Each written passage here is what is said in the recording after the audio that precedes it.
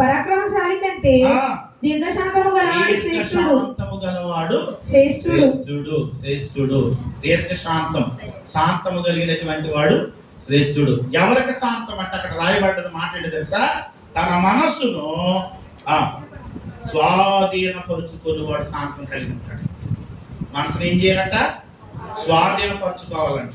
దేవునికి స్తోత్రం కలుగునుగా. కనుక సంగమ, ఎవరైతే తన మనసును స్వాధీనపరచుకుంటారో ఆ మనసును స్వాధీనపరచుకునే వారి బ్రతుకులు ఎలా ఉంటాయంటే, ఎలా ఉంటాయి చెప్పండి? శాంతముగా ఉంటాయి, శాంతిగా ఉంటాయి. మనసును స్వాధీనపరచుకోవాలనేటువంటి వారి బ్రతుకులు ఎలా ఉంటాయి తెలుసండి? శాంతముగా ఉండవండి. కానీ మన మనసును ఏం చేయాలి? స్వాధీనపరచుకోవాలి. ఎందుకు? యేసుక్రీస్తు ప్రభువారు ఎందుకు ఈ లోకానికి వచ్చారంటే, శాంతి లేనటువంటి మానవులకు, శాంతము లేనటువంటి మానవునికి శాంతినివ్వడానికి యేసుక్రీస్తు ప్రభువారు ఈ లోకానికి